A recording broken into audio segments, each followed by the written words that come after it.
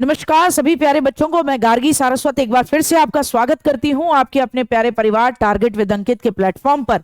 आप सब हमेशा जब भी कभी मैथ्स पेडागोजी की बात करते हैं तो टीएलएम जितने भी हैं उनसे संबंधित क्वेश्चन जो होते हैं, जहां से एक नंबर का क्वेश्चन बनता ही बनता है, वहां पर सबको जरूरत है कि एंड टाइम पर एग्जाम में जाने से पहले, सेंटर पे पहुंचने से पहले एक बार सभी टीएलएम को सरसरी नजरों से देख जाएं कि किसका यूज कहां आता है। और ये जरूर पूछा जाता है, स्पेशली लेवल 1 में तो पूछा जाता है कि कौन से टीएलएम का मैथ्स पेडागोजी में किस कंसेप्ट को समझाने में उपयोग हो सकता है। तो बिना समय गवाए हम इस चीज को, अपने एक नंबर को पूरा करते हैं। तो फटाफट से सभी लोग आ जाएं। सबसे पहले बात करूं अगर मैं 10 ग्राम की, देखो भैया नाम से ही याद रखना 10 का मतलब 10। तो ऐसे ही याद रखना कि 1 से लेकर 10 तक, अरे भैया तुम बड़ा बुरा मान जाते हो, पहले 1 से लेकर 10 तक ऐसे जैसे गिनती लिखी रहती है, ऐसे गिनतियां सी लिखी रहती हैं। यानी एक शेप का अलग अलग आकृतियों वाला आपका क्या रहता है, एक चार्ट रहता है, अलग अलग आकृतियां होंगी। ठीक है, प्राइमरी लेवल पर बेस्ट है। ज्योमेट्रिकल शेप्स यानी ज्यामिति के शेप्स, आकृतियों को बताने में अत्यंत महत्वपूर्ण रहता है। इसका प्रयोग करके आप शेप समझा सकते हो, आप डिजिट संख्या समझा सकते हो, और साथ ही साथ आप एनिमल वगैरह भी बना सकते हो। जैसे आप यहां देख पा रहे होंगे कि इन्हीं शेप का प्रयोग करके, ट्राइंगल यूज करके, स्क्वायर यूज करके, फिर उसके बाद आपका पैरेललोग्राम यूज करके, आपका स्क्वायर रेक्टेंगल यूज करके, इन्हीं का प्रयोग करके आप एनिमल भी बना दे रहे हो। देखो भैया लायन बना दिया, वेल बना दी, हॉर्स बना दिया, क्रैब बना दिया, और 1 से लेकर 10 तक की गिनती भी लिख देते हैं। तो आप इससे गिनती भी सिखा सकते हो। आपसे पूछे 10 ग्राम का यूज क्या सिखाने में होगा, आप कहोगे गिनती सिखाने में होगा। आप इससे विभिन्न प्रकार के शेप्स का प्रयोग करके अलग अलग आकृतियां, एनिमल्स वगैरह भी सिखा सकते हो। बच्चे को आप आकृतियों को सिखा सकते हो इसके माध्यम से। 10 ग्राम प्राइमरी लेवल पर बेस्ट। भिन्न किट, फ्रैक्शन आपको समझाना है, अब फ्रैक्शन का परिचय देना है, फ्रैक्शन के कंसेप्ट को बेहतर करना है। तो एक आती है आपकी फ्रैक्शन की किट। अब देखो यहां पर एक पूरा का पूरा डाइस है, गोला है, फिर उसको 4 भागों में बांट दिया। आप आसानी से समझा सकते हो फ्रैक्शन किट के माध्यम से। यहां पूछ सकते हो, बताओ बेटा 4 में से ग्रीन का हिस्सा कितना है? बच्चे ने कहा 4 में से ग्रीन का हिस्सा 2, तो 2/4 हो गया। आपने बताया बेटा बताओ येलो वाला पोर्शन कितना है? बच्चे ने कहा 1, 4 में से 1/4 हो गया। तो फ्रैक्शन किट से आप फ्रैक्शन को समझा सकते हो, कंसेप्ट को समझा सकते हो, इक्विवेलेंट फ्रैक्शन को भी समझा सकते हो, हर तरीके के फ्रैक्शन को आप इजीली समझा सकते हो, फ्रैक्शन के टॉपिक को इंट्रोड्यूस कर सकते हो। फिर आता है कागज के टुकड़े। आप कागज के टुकड़ों को यूज करके, इन्हें आप फ्रैक्शन पट्टियां बोलते हो, इनसे क्या क्या सिखा सकते हो? कागज के टुकड़े या भिन्न पट्टियां, याद रखना इनसे आप फ्रैक्शन सिखा सकते हो, रेशो और प्रपोर्शन सिखा सकते हो, रैशनल नंबर सिखा सकते हो, दशमलव सिखा सकते हो। क्योंकि भिन्नों के माध्यम से आप डेसिमल के कंसेप्ट को भी समझा पाते हैं, इसमें कोई दो राय नहीं है। तो जब आप भिन्न पट्टियां यानी कि फ्रैक्शन स्ट्रिप्स का यूज करते हो तो उससे आप फ्रैक्शन, रेशो, प्रपोर्शन, फ्रैक्शन पट्टियां हैं तो आपने अलग अलग टुकड़ों में बांटा है, तो रेशो और प्रपोर्शन भी सिखा सकते हो। अनुपात, समानुपात अच्छे से दिमाग में बैठा के जाइएगा।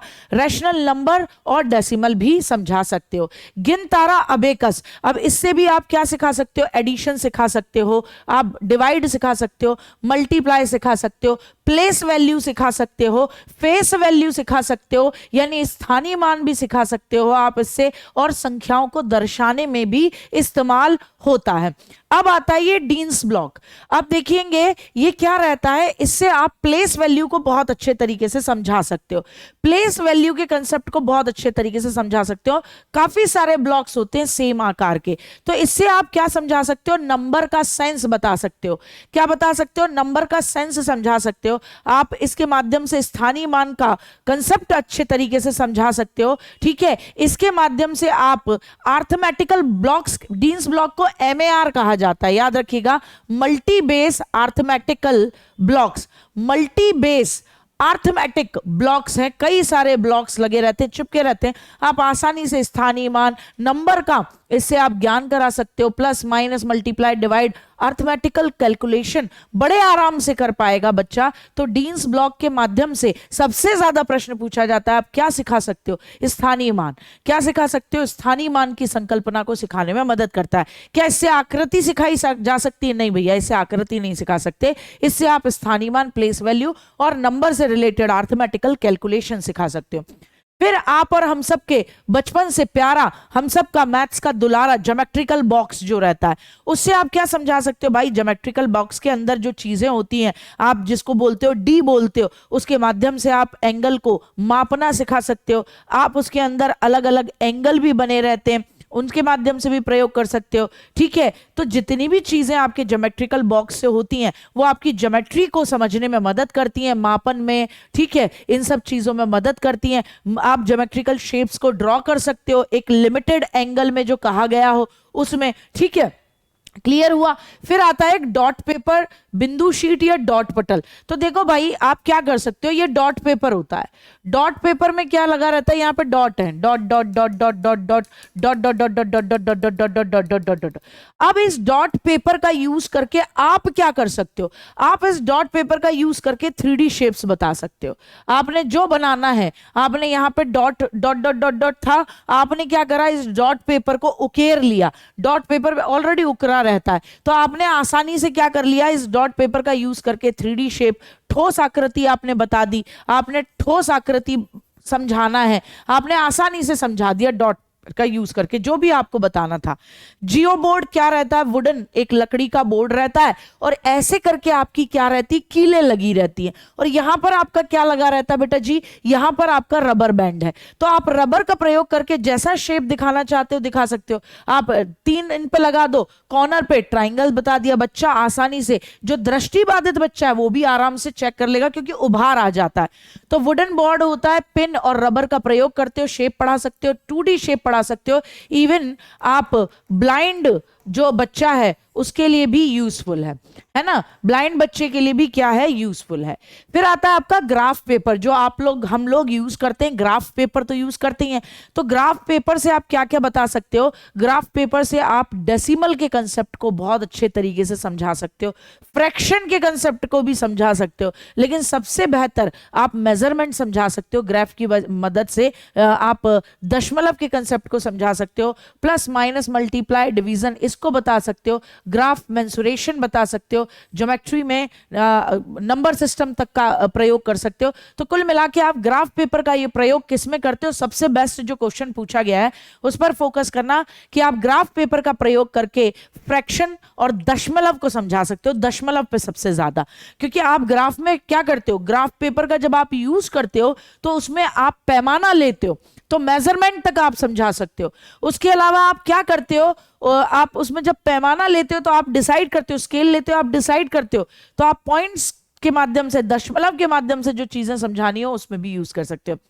टेलर अबेकस ये दृष्टिबाधित बच्चों के सीखने के लिए होता है। ये देखो इस तरीके से पिन्स लगी रहती हैं, इस अबेकस में उभरा रहता है, पिन्स उकेर दी गई, यहाँ पे पिन लगी हुई है, ये बॉक्स है, यहाँ खाली जगह है, खाली छेद भरे हुए हैं, आपने उन पे लगा दिया, बच्चा टच करके आराम से क्या समझ सकता है, आराम से प्लस माइनस का कंसेप्ट भी समझ सकता है, आराम से शेप्स को समझ सकता है। शेप को समझने के लिए तो वैसे जियो बोर्ड सबसे बेस्ट है, लेकिन यहां पर वो आसानी से जो बाकी प्लस माइनस के संकल्पनाएं, अवधारणाएं, उन्हें आसानी से समझ सकता है। यह प्रश्न पूछा गया है, नहीं और हाँ में एक स्टेटमेंट दिया था, तो भूलना नहीं है आपको कि भैया टेलर अबेकस किसके लिए है, दृष्टिबाधित बच्चे के लिए। क्या रहता है, खाली जगह रहती है, उसमें आपको कीलें लगानी होती हैं, 18 लाइंस हैं, 22 सेल है, प्लस माइनस को आप बता सकते हो। जियोजेब्रा क्या है, एक सॉफ्टवेयर है गणित सीखने के लिए। तो सॉफ्टवेयर है गणित सीखने के लिए, यह दृष्टिबाधित बच्चे के लिए नहीं है। फिर अगर मैं बात करूं ठोस आकृतियां, सॉलिड शेप जो हैं, उनके माध्यम से आप आसानी से सॉलिड शेप्स दृष्टिबाधित बच्चों को भी महसूस करा के समझा सकते हैं, ये भी टीएलएम रहते हैं।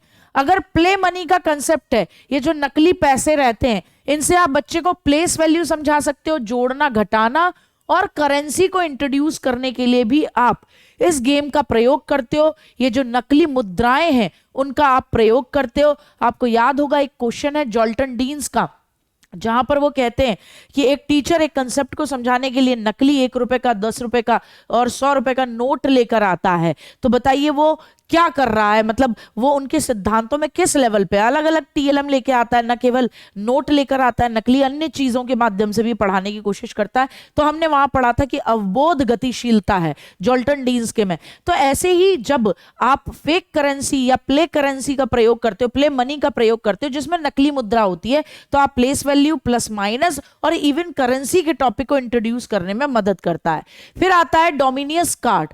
डोमिनियस कार्ड में आपके ये आकृति में आयताकार होते हैं। डोमिनियस कार्ड 2 भागों में बटा होता है, देखो आप देख पा रहे होगे ऊपर और नीचे, ठीक है। इससे आप एडिशन, ये आप 0 से लेकर 9 तक आसानी से 0 से लेकर 9 तक के जितने भी आपके डॉट्स रहते हैं उनके माध्यम से आप नंबर सेंस समझा सकते हैं बच्चे को। उसमें जो भी आपको काउंटिंग करानी है, अन्य चीजें करानी है, एडिशन कराना है, सब्ट्रैक्शन के फैक्ट कराने, आसानी से आप करा सकते हैं। तो ये डोमिनियस कार्ड, इसका प्रयोग आप किसमें करते हो, बेसिकली आप 0 से लेकर 9 तक की इसके अंदर रहती हैं। ये देखिए 1 2 3 4 5 6 7 8 9 10 11, यहां पे अलग अलग पैटर्न में डाल दिया। पैटर्न भी समझाने में कहीं ना कहीं मदद करता है।